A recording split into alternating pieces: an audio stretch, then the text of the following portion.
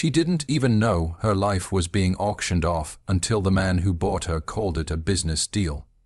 She never imagined her life would come to this, reduced to signatures on paper, sealed behind mahogany doors that smelled faintly of money and deceit. One moment, she was a girl fighting to hold her world together. The next, she was a commodity in someone else's transaction. The air in that room had been heavy, thick with the scent of betrayal. Every voice around her seemed to echo one truth: she didn't matter. The decision had already been made for her. Her father's trembling hand had signed away her future. His eyes, avoiding hers as though looking into them, might break what little was left of his dignity. And just like that, her freedom was sold, not for love, not for happiness, but for survival. The man who bought her was no ordinary man. He was the kind of person whose name carried weight, whose words cut deeper than knives. A millionaire doctor, celebrated by society, wrapped in power and arrogance. He lived in a world built on precision and perfection, and anything less than flawless was disposable. To him, everything had a price: time, loyalty, and even people. She wasn't his first purchase, but she would be his last mistake. When he looked at her for the first time, his gaze wasn't tender or curious, it was assessing, calculating. She felt it pierce through her like a scalpel. He didn't see a woman standing before him. He saw an obligation, a contract fulfilled, a life bought to feed his ego.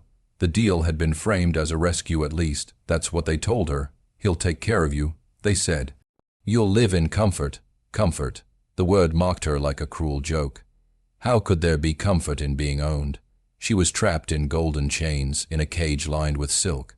Her every movement was dictated by rules she didn't understand, her every breath measured by expectations she couldn't meet. The mansion she entered was breathtaking: marble floors, chandeliers glittering like captured stars, walls that whispered of wealth. But beneath that beauty there was something hollow. The silence inside was almost cruel. Even the servants walked lightly, afraid to disturb the air of control that surrounded him. In that house she was both visible and invisible.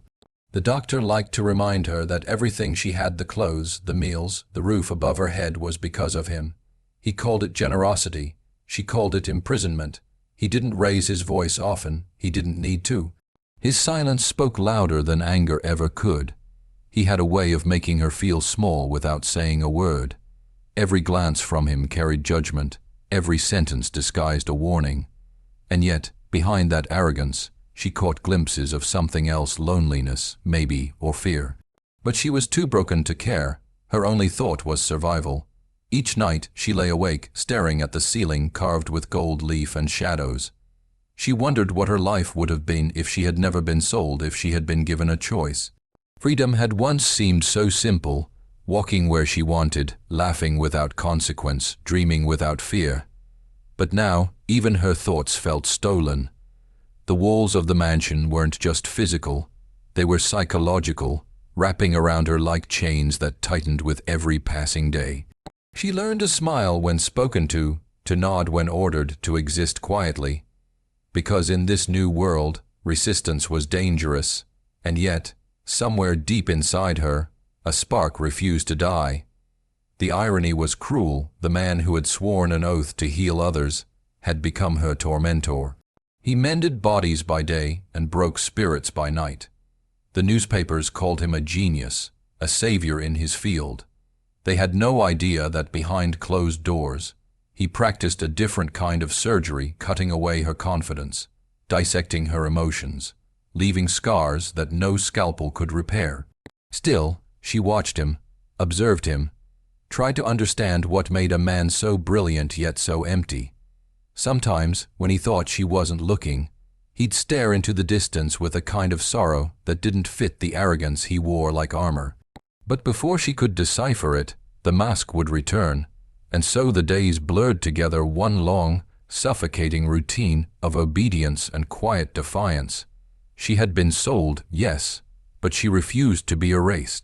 Even as the world around her tried to define her by a deal she never made, she began to memorize its cracks: the patterns of control, the weaknesses in his words, the inconsistencies in his power.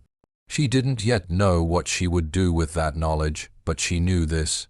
She was not as powerless as he believed. Beneath her silence, something was stirring, something fierce, patient, and unbreakable. Because sometimes, the moment you are sold is not the end of your story, it's the beginning of your awakening. The mansion stood like a fortress, not just of wealth, but of pride. Its walls were thick with the kind of silence that didn't welcome sound. Every surface gleamed, every detail was flawless, but the perfection was suffocating. It was the kind of beauty that came from control, not comfort. Every piece of furniture, every painting on the wall, seemed to exist because he allowed it to. Even the sunlight that filtered through the tall glass windows seemed hesitant, as though afraid to disturb the calm authority that ruled the house. To outsiders, it was paradise. To her, it was a gilded prison built by an arrogant man who thought order could replace emotion. He liked precision.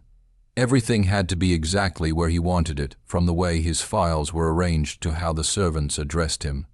He believed that discipline was a sign of strength, that emotions were flaws to be cured. The doctor treated life as though it were a surgical procedure, calculated, clean, and controlled. And yet, beneath that polished exterior, there was something deeply unsettling, a restlessness that he hid behind cold smiles and measured tones. She saw it in the way his jaw tightened when something didn't go as planned, in the flicker of irritation that passed through his eyes when he realized he couldn't command her thoughts. At first, she tried to understand him. Maybe it was fear, maybe curiosity, or maybe it was the strange pull of wanting to find humanity where she thought there was none. She listened when he spoke, not because she cared, but because she wanted to learn the language of his control. He spoke about success, medicine, and power as though they were gods. He was the kind of man who believed that money was proof of morality, that status made him superior.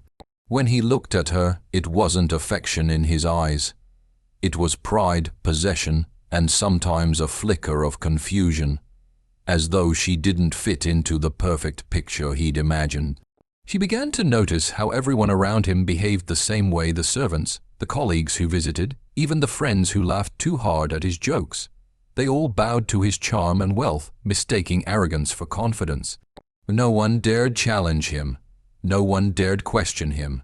And yet, within that house, she was the only one who saw the cracks in his kingdom of control. She saw how he'd sometimes sit alone in his office, staring at nothing, his hand tightening around a glass of whiskey that he never drank. She saw the tiredness in his eyes, the exhaustion of a man who had everything but felt nothing. But her awareness came at a price. The more she understood him, the more she realized how carefully he had designed the world around him, and how easily he could break anyone who didn't fit it. The rules of the house were unspoken but absolute. She was not to speak unless spoken to. She was to be seen when necessary and invisible otherwise. Meals were taken at exact times, conversations were rehearsed, smiles were expected. If she slipped even slightly, his silence would become colder, sharper, like a scalpel waiting for the right incision. It wasn't physical punishment that terrified her. It was the quiet withdrawal, the way he could erase her with just a look. Still, she began to test boundaries in small ways, leaving a light on, taking a longer walk in the garden, sitting in rooms she wasn't supposed to. Tiny rebellions, almost invisible, but to her they were victories. Each act reminded her that she still had choices, no matter how small. And though he didn't always confront her, she could feel his awareness tighten, like a string pulled taut. The doctor wasn't used to being defied. For the first time, he faced someone that couldn't be fully controlled.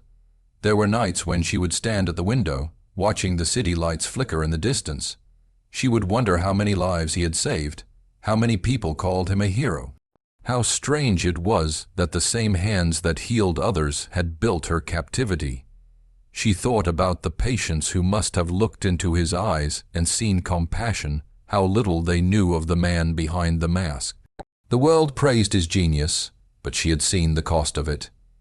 He had spent so long mastering precision that he had forgotten how to feel. And yet, even in her anger, she couldn't help but sense a strange connection between them, not affection, not sympathy, but recognition. They were both trapped in cages of someone else's making. His was built by pride, hers by circumstance. He controlled everything around him because he couldn't control the emptiness inside. She endured everything around her because she refused to lose the fire within. They were mirrors, distorted, unwilling, and yet somehow bound by their own isolation. In that vast world of power and control, where every moment was choreographed and every breath monitored, she began to see something clearly. Control wasn't strength. It was fear, fear of losing, fear of feeling, fear of being human. And while he ruled his world with iron precision, she began to rule herself with quiet defiance. She had entered his world as a prisoner, but she was beginning to understand the rules of the game. And once you understand the rules, you're already halfway to breaking them. Silence can be a weapon. It can wound deeper than words and resist more fiercely than shouting ever could. In the mansion where every whisper seemed to echo, silence became her shield, her armor, her rebellion. She realized early on that if she wanted to survive, she couldn't meet power with noise, she had to meet it with calm. The doctor expected submission or anger, but never stillness. And in that stillness, she began to win small, invisible victories he couldn't see. He mistook her quiet for obedience. He thought she had accepted her place, but beneath her composed expression, something stronger than defiance was growing awareness. Days turned into weeks, and weeks into months. The rhythm of her days became a pattern she could predict, and with prediction came strategy. She learned which corridors echoed less, which servants were loyal to him, which doors creaked before they opened. She studied the mansion the way he studied his patients, carefully, precisely. Every observation was a stitch in the tapestry of her quiet rebellion. She noticed how his tone softened after long surgeries, how his steps grew heavier when he thought he was alone. She listened when he spoke to others, not to obey, but to understand. Power, she realized, was not only in wealth or words, it was in knowledge. And knowledge was something she could take without permission. At night, when the house slept, she allowed herself small freedoms, reading the books he left on his desk, touching the piano keys in the music room, even though no one played anymore, standing on the balcony just long enough to feel the night wind on her face. These moments were tiny and fleeting, but they stitched together her sense of self, thread by thread. Every breath she took in defiance of his control reminded her that she still existed beyond the role forced upon her. Her rebellion was not loud or visible, it lived quietly in the space between his commands and her compliance. He began to notice it, though he couldn't name it. The way she looked at him, calm, steady, unbroken, unsettled him. He was used to fear, to submission, to people lowering their eyes when he entered a room. But she didn't look away. Her gaze didn't challenge him, but it didn't yield either. It was the kind of look that told him she knew something he didn't.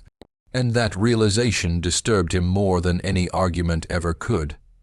There were times when he would stop mid-sentence, as though searching for the authority he'd once had, only to find it slipping away in the quiet between them. The tension between them became almost tangible, like a current humming beneath the surface of everything they said and did. The more he tried to maintain control, the more it seemed to crumble. He began to overcorrect, issuing new rules, reinforcing boundaries. But the harder he tried to contain her, the more invisible her defiance became. She followed his instructions to the letter, but not his intentions. She moved through the house like a ghost he could never quite catch. He demanded obedience, but what he received was grace, quiet, deliberate, and infuriatingly unshaken. There was power in her restraint, though he couldn't admit it. She had learned that rebellion didn't always look like shouting or breaking, sometimes it looked like surviving beautifully. Her silence wasn't surrender, it was strategy. Every moment she chose not to argue, not to fear, not to bow too deeply. She reclaimed a fragment of herself. She began to understand that silence could make others speak, and when they spoke, they revealed themselves. So she listened and she waited. She learned his weaknesses not through confrontation, but through patience, and patience, she discovered, was the sharpest weapon of all. But silence isn't just a shield, it's also a mirror. The doctor began to see himself reflected in her calmness, and he didn't like what he saw. Her composure made his arrogance look smaller, his cruelty feel unnecessary. He would find himself staring at her, searching for the fear that used to comfort him, and when he didn't find it, something inside him twisted. He began to ask questions he'd never asked before. Why did her stillness unsettle him? Why did her quiet presence fill the house more than his voice ever could? She was changing the atmosphere around him without saying a word. Still, she kept her distance. She had no illusions about him. His arrogance was not gone. It had simply begun to tremble beneath the weight of her unspoken strength. He still believed he held the power, and perhaps, in many ways, he did. But she had something far greater, the ability to endure without breaking, to exist without permission, to transform pain into purpose. She had stopped seeing herself as a victim. She was no longer waiting to be saved. She was waiting for the right moment to reveal that she didn't need saving at all.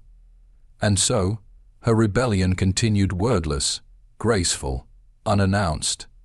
It lived in her posture, in her patience, in the way she refused to let him define her anymore. The doctor could silence her voice, but not her presence. He could command her actions, but not her will. In the quiet corridors of his own empire, he was beginning to lose control, not because she fought him loudly, but because she refused to fight him on his terms. He had bought her body, but her spirit was never for sale. Power, when built on fear, always begins to crumble from the inside. It doesn't shatter all at once, it fractures quietly, in whispers, in glances, in moments too small to notice. That's how it began with him. The arrogant millionaire doctor, the man who once thought he could buy control over another human being, started to lose command not through rebellion, not through chaos, but through something far more dangerous, emotion. He didn't recognize it at first. It crept in slowly, like a hairline crack spreading through glass. It began in the silence between them, in the stillness she carried, the unspoken defiance in her eyes. He used to take pride in his composure, in the way nothing could unsettle him. But lately, when he looked at her, something inside him trembled. It wasn't attraction, not yet, not in the way he understood it, it was confusion. She wasn't behaving the way people usually did around him. She wasn't afraid, yet she wasn't confrontational. She wasn't submissive, yet she didn't rebel. Her presence challenged the very laws he'd built his life upon. One evening, he came home from surgery exhausted, shoulders tense, his white coat still marked with the faint scent of antiseptic. The lights in the hall were dim. He found her reading by the window, the faintest shadow of a smile on her face. For a moment he froze. Something about that image, quiet, graceful, unguarded, felt unfamiliar, almost unsettling. "You shouldn't be here," he said, his voice flat, rehearsed. She didn't argue. She simply closed the book, stood, and left the room. But as she walked past him, her calmness lingered like a scent, and he realized that, for the first time, he had spoken not to command, but to fill the silence she left behind. He began to notice more. How the mansion felt different when she was around. How her soft footsteps echoed louder in his mind than his own. He found himself remembering things she said, simple phrases, polite replies, as though they carried hidden meanings.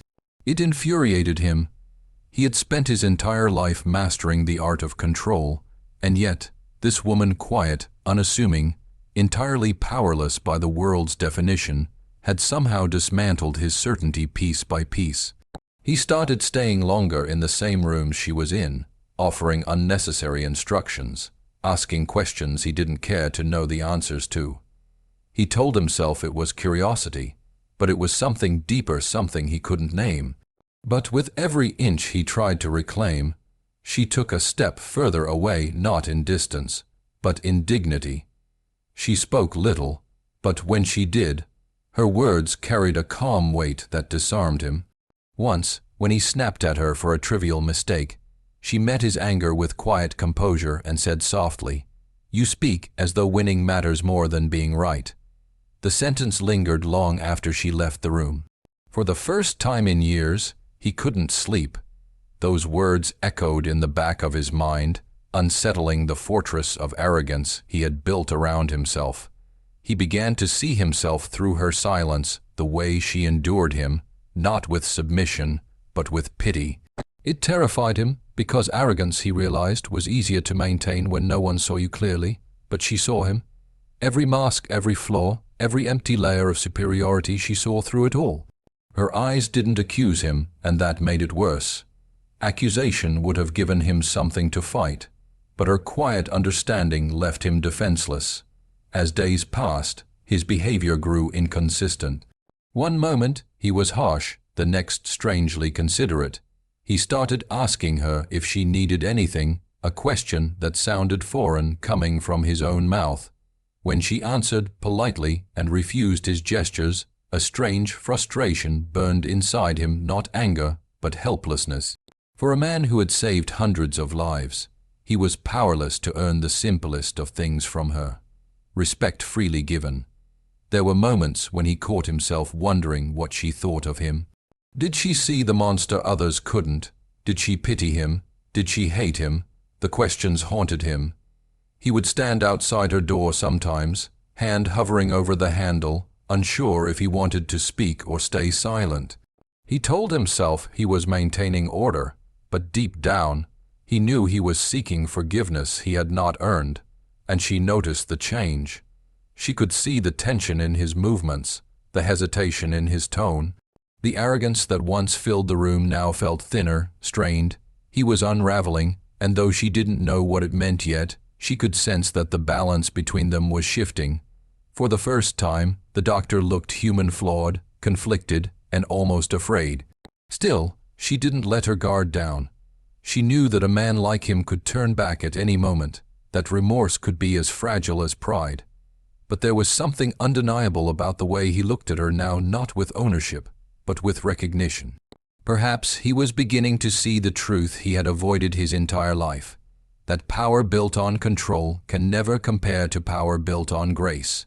And so, the cracks spread deeper, through the marble floors, through the silent dinners, through the doctor's own reflection in the mirror. Every glance, every conversation, every moment of quiet between them became a reminder that he was losing the one thing he valued most, dominance. And in losing it, he was finally beginning to see her not as property, not as a transaction, but as a person whose strength made his seem small. He had bought her once, but now, standing in the ruins of his own pride, he couldn't shake the thought that it was she who owned him not through power, but through the unbearable weight of her quiet truth. It happened quietly, as most breaking points do, not in chaos, but in calm. There was no shouting, no slammed doors, no sudden violence. Just a moment, small, precise, irreversible, when everything that had been buried beneath pride and silence finally surfaced. For months, tension had filled the mansion like unspoken thunder. It lingered in the air, heavy and electric, waiting for something to strike. And then, one night, it did. The day had been long. The doctor returned late, exhausted from a conference where he had been praised, applauded, celebrated. On stage, he was untouchable, brilliant, respected, worshipped. But as the limousine doors closed and the city lights faded, that applause turned hollow. He came home to the same silence, the same house that felt emptier than ever. She was there, as always, quiet and composed, arranging flowers on the table.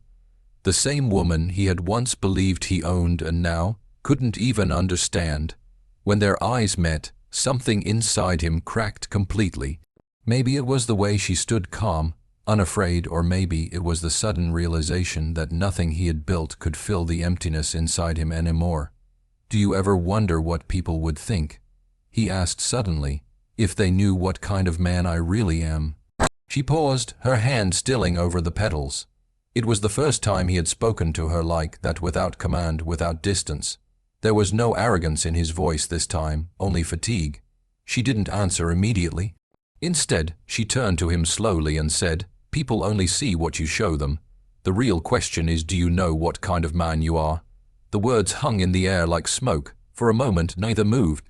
Then, his mask, the one he had worn his entire life, finally slipped. He laughed, bitter and hollow, and said, "You think I don't know? I do. I know exactly what I am. but even as he said it, his voice trembled. Because he didn't. He no longer recognized himself. The silence that followed was unbearable. He turned away, pacing, his hands gripping the edge of the table. "I saved lives today," he muttered.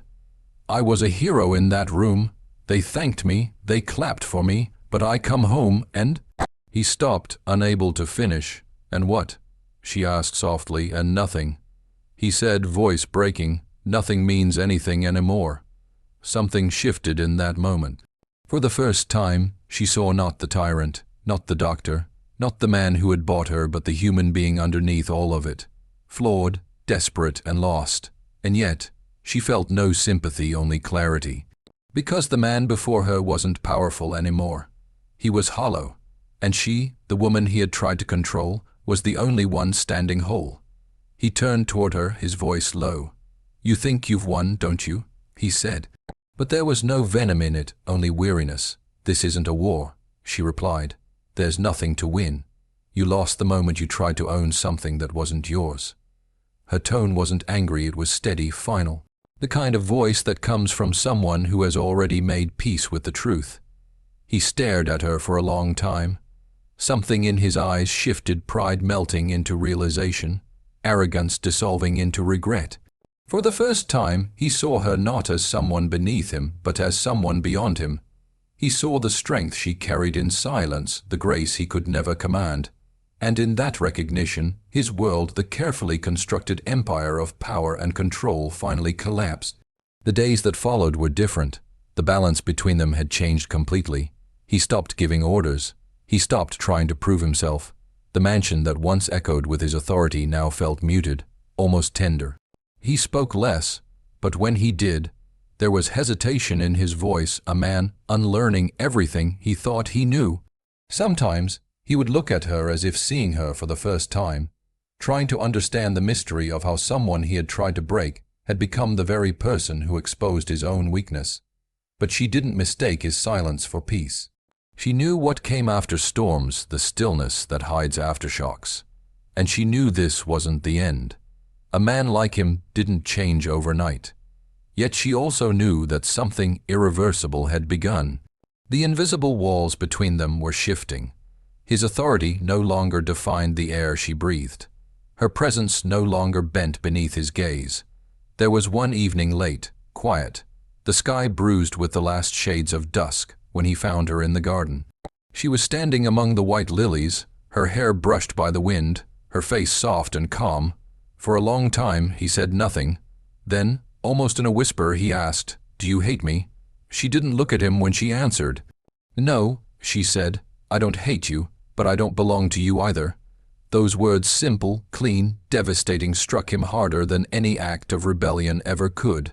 He didn't respond. He just stood there, looking at her, realizing that she had taken back everything he once believed was his. Her voice, her dignity, her freedom. And in that moment, under the quiet weight of the night, he understood what she had known all along, that real strength doesn't come from control. It comes from release. Freedom is not always the sound of open doors or broken chains. Sometimes it's quieter, the sound of a steady heartbeat that no longer races from fear. The sound of breathing without permission. The sound of one's own name echoing back after being silenced for too long. That was the kind of freedom she had learned to claim. It didn't arrive all at once.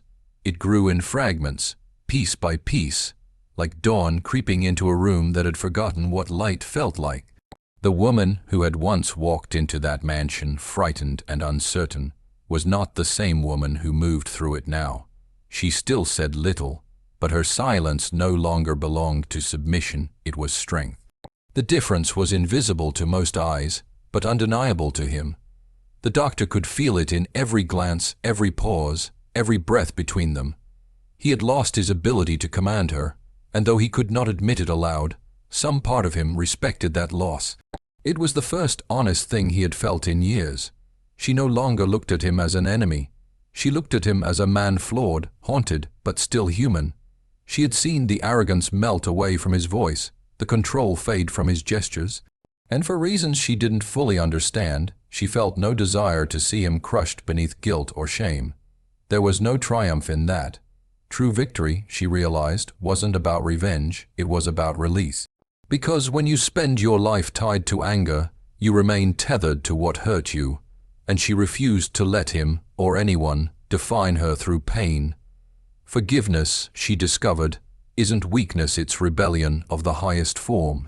To forgive someone who never deserved it doesn't mean excusing their cruelty. It means reclaiming your peace from it. It means saying, you cannot own my heart anymore. And so she forgave, not with words, not even with gestures, but with distance. With calm, with freedom. She no longer needed to see him broken. It was enough that she was whole. The doctor, on the other hand, found himself standing among the ruins of his own identity. The house that had once felt like a symbol of power now felt like a reminder of everything he'd lost and everything he had never truly possessed. He saw her differently now, not as something he'd bought, not as a possession he'd lost control of, but as a mirror he could no longer avoid. Through her, he had seen the truth he had spent a lifetime running from. That his arrogance had never been confidence, it had been fear disguised as authority. Fear of being seen. Fear of being small. Fear of being human. There were mornings when he would watch her from a distance, her presence steady and quiet, and wonder if redemption was possible for someone like him. She never spoke of what had happened between them, never reminded him of the man he had been. That silence was her final act of mercy. She didn't need to remind him. He lived with the reminder every day, in every heartbeat that felt heavier than it used to. He was learning, slowly and painfully, that some lessons are not taught by teachers or books. They are taught by the people we break, and the ones who rise anyway. For her, life began again not in grand gestures or sudden liberation, but in small, unremarkable moments. The morning light spilling through her window, the feel of her bare feet on the cold marble floor, the quiet satisfaction of existing freely in a space that had once suffocated her. She no longer rushed. She no longer flinched. She had learned to move through the world as if she belonged to it because she did. Every breath she took was a declaration of ownership over her own story. She often thought about the word worth, how people use it so carelessly, as if it can be measured in currency, titles, or beauty. But worth, she realized, is something internal. It's not given, it's discovered. And no one can take it from you once you've found it. Her worth had been buried under fear and control, but not destroyed. It had simply been waiting, patient, persistent, and undefeated. Sometimes she would pass the doctor in the hall, and he would nod, no longer as master to servant, but as one soul acknowledging another. There was no friendship between them, but there was understanding.